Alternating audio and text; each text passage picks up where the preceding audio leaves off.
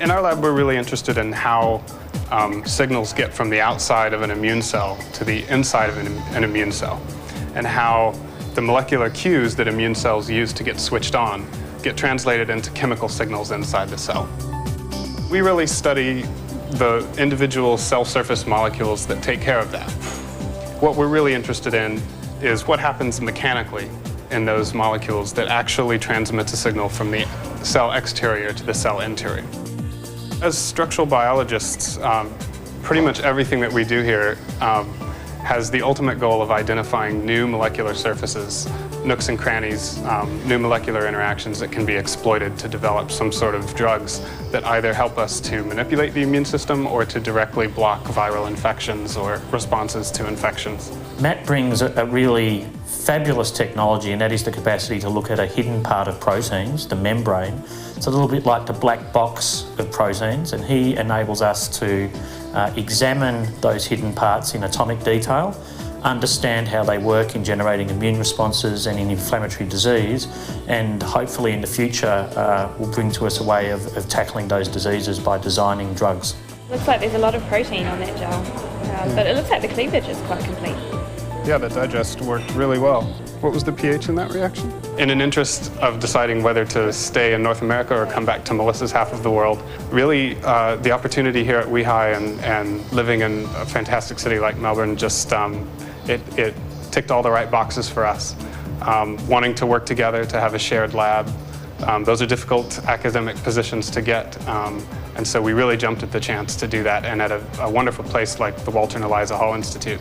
So we get two exceptionally talented individuals really for the price of one. And we knew we were on a winner when we started to get emails, disappointed emails back from US institutions saying how disappointed they were that he was coming to Victoria and to Melbourne, and how they wanted to recruit him to Harvard and other places. I think it helps with the prestige of WeHi, but more importantly the prestige of Victoria as a biotechnology destination. And we have money to support his experiments, which is where VESKI comes in. This is an absolute bonus to have Melissa as well.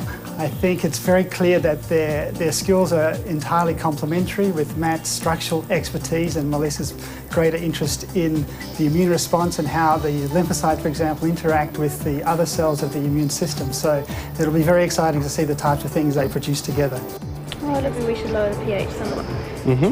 The VESKI Fellowship is particularly important in a number of different ways. And I mean, first of all, the kind of recognition of the importance and innovativeness of our work is a really big help. The money that comes from VESKI is really worth a lot more than the dollar amount. Not only because the Walter and Eliza Hall Institute is matching that, but because by funding some of our earliest and most developed project ideas, it frees up a little bit of discretionary money that we can use to bring the next big idea to a stage where it can garner the same type of competitive funding. Matt could have gone to anywhere in the world. His skills are exceptional, his CV is exceptional, his experiences and performances have been exceptional. So we count ourselves very lucky to have recruited him here.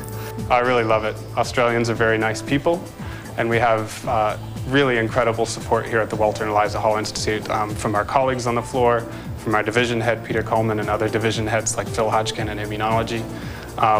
And Doug Hilton, as director of the Institute, has been really supportive from our first visit here. It's a well-oiled machine, WeHi is.